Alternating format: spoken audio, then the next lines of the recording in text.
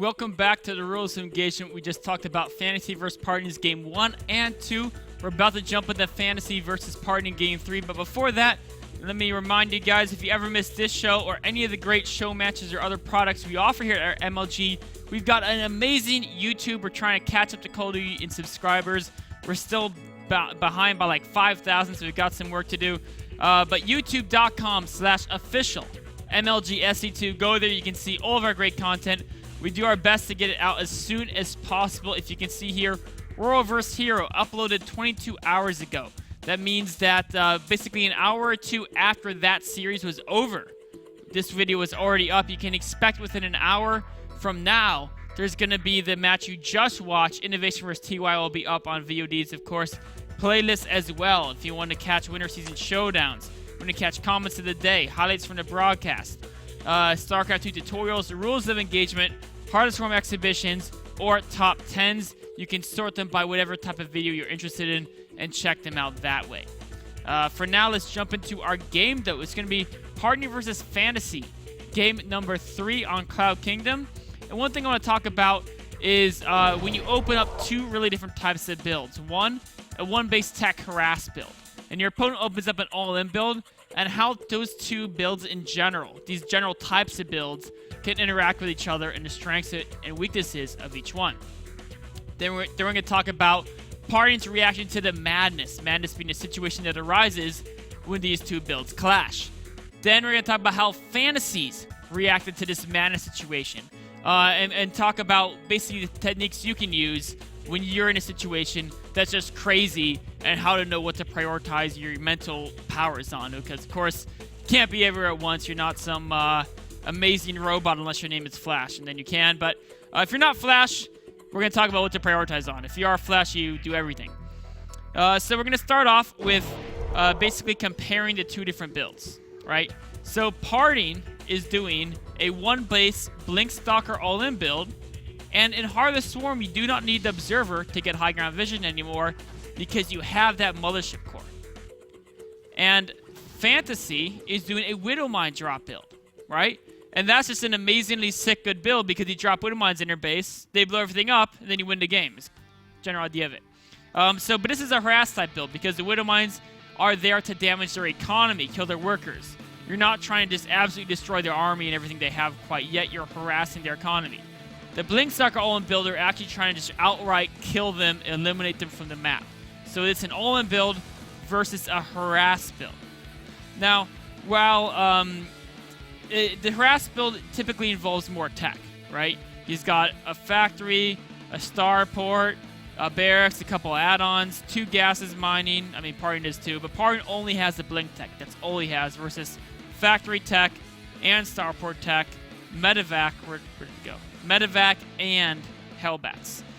So as the game goes on, Fantasy will have the advantage because he has access to more tech, not to mention the fact that he's spending less amount of units so he can go ahead and get that expansion.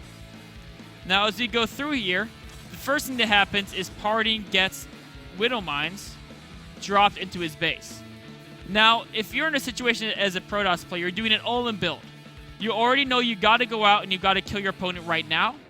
If they drop Widowmines in your build, you know what? When those Widowmines burrow, it's going to be a hazardous to your probe's life. The probe's mine there, if you notice that, most of his probes all died there. And it's like, well, he made a mistake. He should have just ran the probes and they wouldn't have all died. But the trick here is that while mining is bad for the probes and they're all going to die, Partying's build is all in, right? He's got to kill his opponent whether or not his probes die. And so he needs every single possible mineral reinforcement to get more and more Stalkers. So he's got to keep his probes mining to warp in more Stalkers to keep this attack going. And then, of course, as long as he can do that, he can keep warping in more Stalkers, micro them well, focus on that, because his economy is already down to tubes, right? It's already bad. Even if he didn't, if he pulled his probes, he has no effective way to clean up these Widowmines, so he might as well keep mining, because that mine, every time he mines, he can get one more Stalker here, one more Stalker there, and eventually those Stalkers can make a difference, and maybe that'll cause him to win the game. Some nice micro there, picking off that medevac that was returning home. And so as we can see here, there's too many Stalkers, and he just is eventually able to overrun Fantasy based on a decision to focus on warping in more Stalkers as opposed to trying to preserve his probe lives. And of course, the game's going on for another 20 seconds, and then he wins. Now let's talk about Fantasy's reaction to this crazy situation where it's kind of a base race situation. One thing that's kind of important here is what Parting did is Parting blinked. Actually, let me jump back up here. Let me jump back up into the future.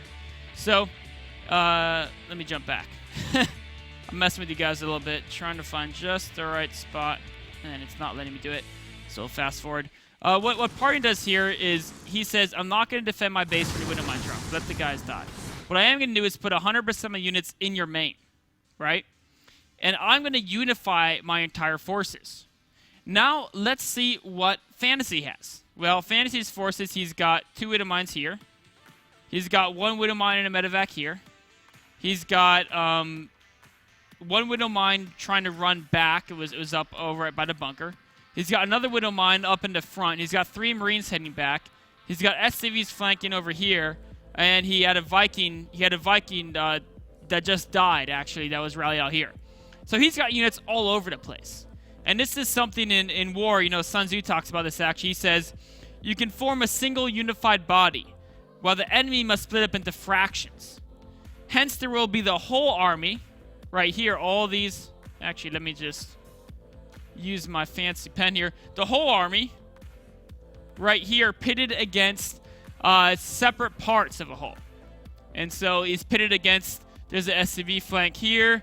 There's a little bit of a 1 Widow Mine there. 3 Marines there, and of course, eventually later on, there's going to be that Medevac returning home over there on the minimap. So there's all these little separate parts of the whole that his unified force is focused against, and that way he's many to the enemy's few. A whole bunch of Stalkers versus a few units at a time. And so that was the strength of the way Parting played that. Now let's take a look at what Fantasy did, his reactions, and some things that could basically have changed the game potentially in his favor. So as you look at here, he comes in, he drops the Widow Mines in his opponent's base, and as soon as he's doing this, as soon as he sees this situation, he should say, okay, I've basically won the game unless I die. My opponent is going to lose. He's either going to lose his probes to my Medevac, or he's going to take severe damage or a severe loss of mine time. And in fact, oops, let me get back to the 7-minute mark. If we're looking from Fantasy's perspective, his opponent has Stalkers in front of his base. At this moment, 7 minutes in the game, my opponent has his units in front of my base. At this point in the game, he can't have significantly more than 2 Stalkers.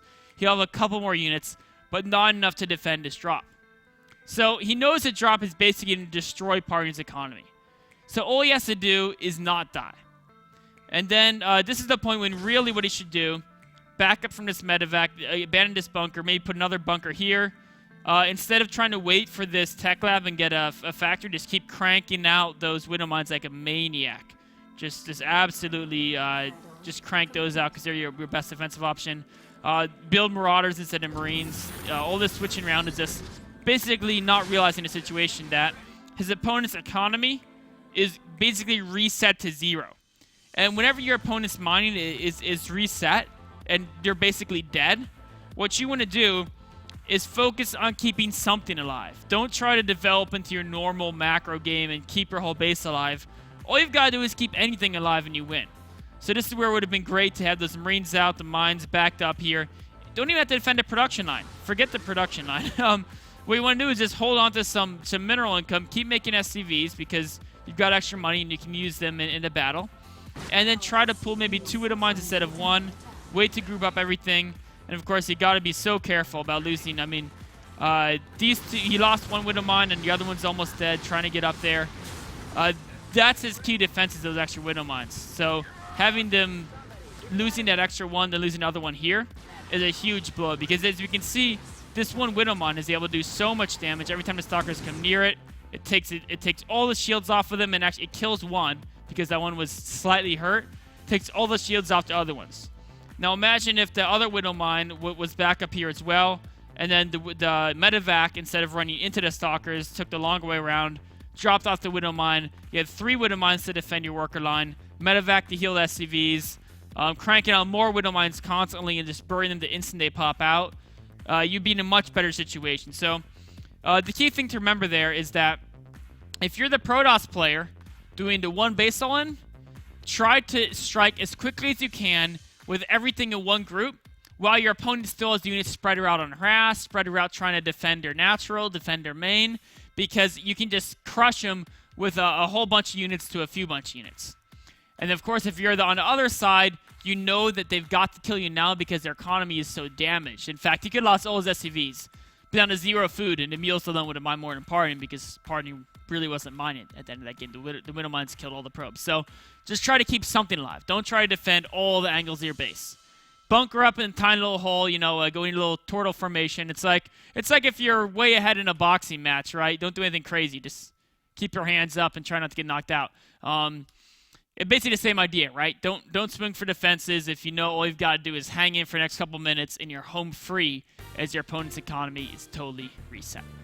So that wraps up that last game. Party ended up winning that series 3-0, which is very well fine-tuned PvT builds. You know, the Stargate play, then the 1 base Blink Stalker all in. And Fantasy made mostly was micro mistakes. You know, he didn't pull his SCVs from the Oracles. He didn't collect his Widow Mines all properly against the Blink Stalkers. Just Parting's micro is absolutely fantastic. Enabled him to take that series 3-0, and he advanced to the MLG Winter Championships in Dallas, which will be March 15th through 17th. We'll take a short break, then we'll go on to our next series, analyzing that a little bit, and that was RoE versus Hero.